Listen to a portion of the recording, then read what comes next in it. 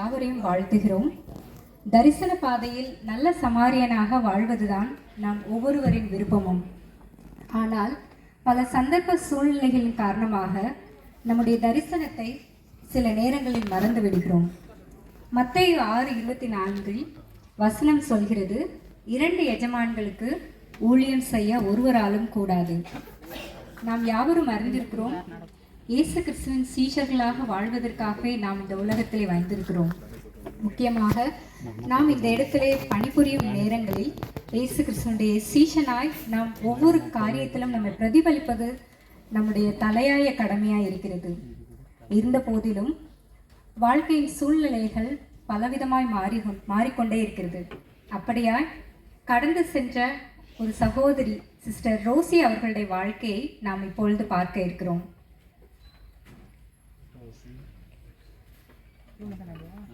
காட்சி 1. Sister Rousey அவர்கள் அவர்களுடைய குடும்பத்துடன், கணவர்,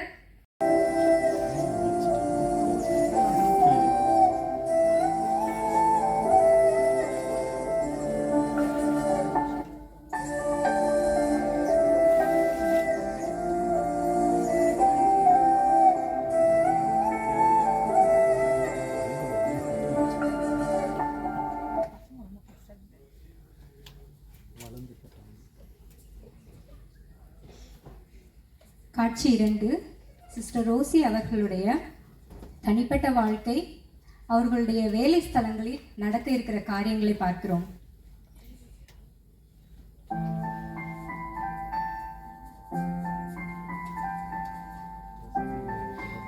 அமைதியாக சென்று கொண்டிருந்த அவர்களுடைய வாழ்க்கையில் பல தேவையில்லாத காரணங்களினால் அவர்களுடைய சமாதானம் இழந்து போகிறது. குடும்பத்திலே பல குழப்பங்களும் பிரச்சனைகளையும் எதிர்கொள்ள வேண்டியதாக இருக்கிறது.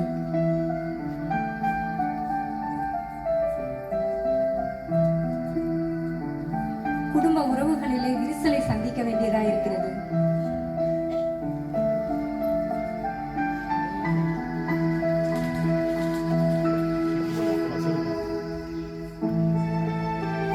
இப்படியாய் குடும்ப பாரத்து நிமித்தம் தன்னுடைய வேலை ஸ்தலத்துக்கு செல்லும் போது வேலையிலும் அவர்களால் முழு கவனத்தை செலுத்த முடியவில்லை. வேலைக்கு செல்கிற அந்த நேரத்திலே ஒரு குழப்பத்தோடே செல்கிறார்கள். டியூட்டி ஆரம்பிக்கும் போது முடியும் போதும் ரிப்போர்ட் வாங்குறாங்க. அவர்களால் அவர்களுக்கு கொடுக்கப்பட்ட பணியை சரிவர செய்து முடிக்கவில்லை. தன்னோடு கூட வேலை செய்கிற சக பணியாளர்களோடு அவர்களுக்கு ஒரு சமாதானமான உறவு இல்லை. இந்த ஒவ்வொரு பாரங்களும் பேஷண்ட் கேர்ல அவங்களால கவனம் செலுத்த முடியாத பிரச்சனை கொண்டு போய்விடுது. ஆபரேஷன் தியேட்டருக்கு பேஷண்ட்டை கூப்பிட்டு போறாங்க.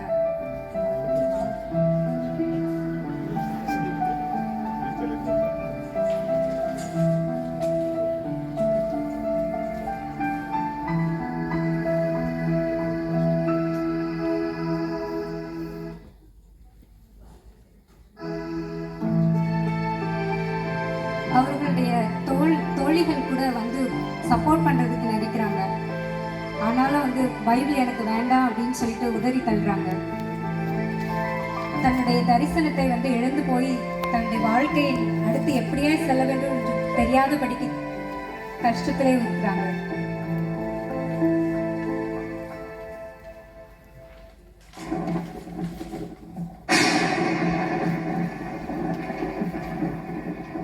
உடைந்து நொறுக்கப்பட்ட சூழ்நிலை, தனிமை,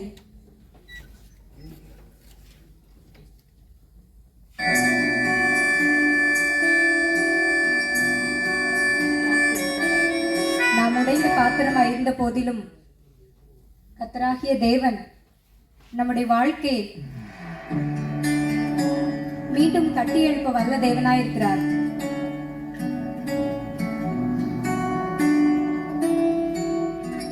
நீதிமான் 7 தரம் விழுந்தாலும் மீண்டும் எழும்ப செய்கிற தேவன் நம்முடைய தேவன்.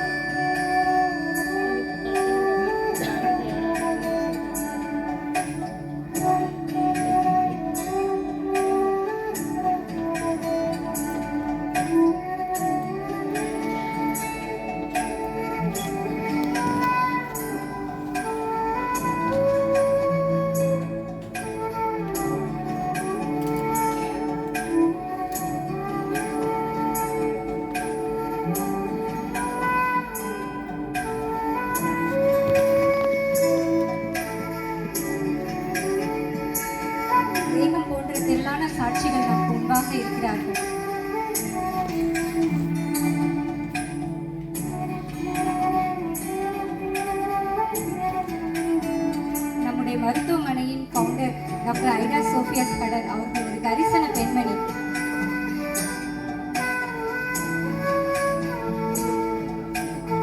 ஒரே ஒரு வாலிப மகள் தன்னை தேவனுடைய அழைப்புக்கு ஒப்பு கொடுத்தது பிரதிபலிப்பு நாம் யாவரும் இன்றைக்கு இந்த நிலையில இருக்கிறோம்.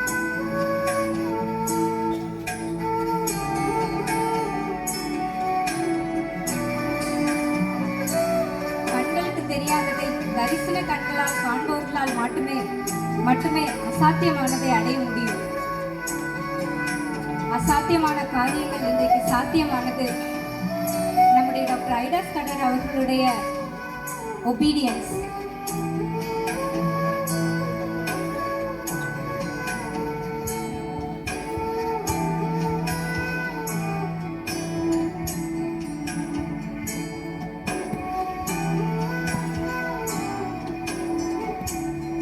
இவர்கள் மேபி தற்செயலாக ஒரு மருத்துவராயிருக்கலாம், ஆனால் ஒரு தரிசனவாதியை நம் முன்பாக தேவன் வைத்திருக்கிறார்.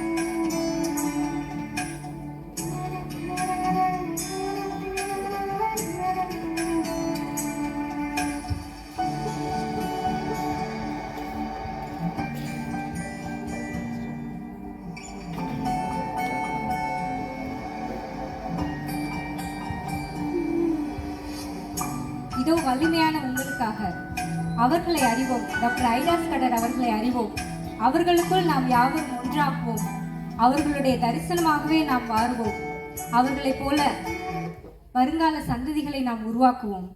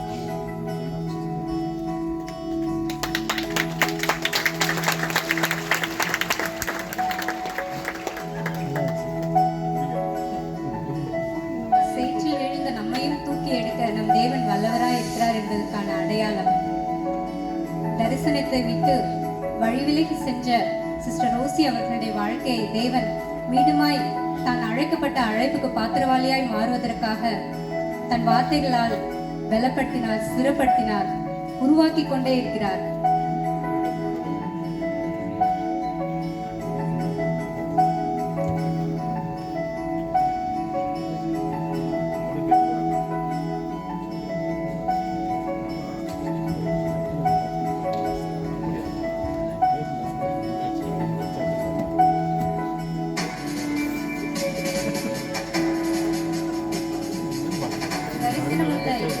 தரிசனம் நிறைந்த எந்த மக்களும் தன்னை சுற்றி இருக்கிற ஒவ்வொருவருக்கும் ஆசீர்வாதமான ஒரு வாய்க்கால்களாகவே திகழ்வார்கள்.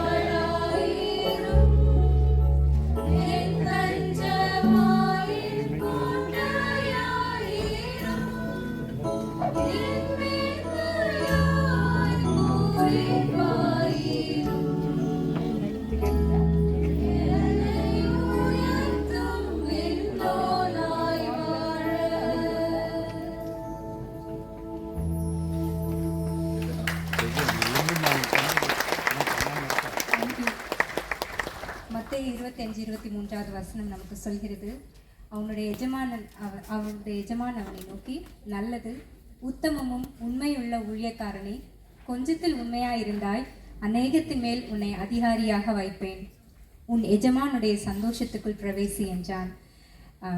இந்த வசனம் நம்ம ஒவ்வொருவரோடும் பேசுவதாக, நம் யாவருடைய தரிசனமும் தேவனுடைய ராஜ்யத்தை இந்த வேலூர்லேயும் இந்த உலகத்திலையும் ஸ்தாபிப்பது நம்மளுடைய ஐடாஸ் கடர் அம்மா அவர்களுடைய தரிசனமாக இருந்தது போல நம்மளுடைய தரிசனமாகவும் மாறட்டும். கர்த்தர் தாமே நம் யாவரையும் ஆசீர்வதிப்பாராக.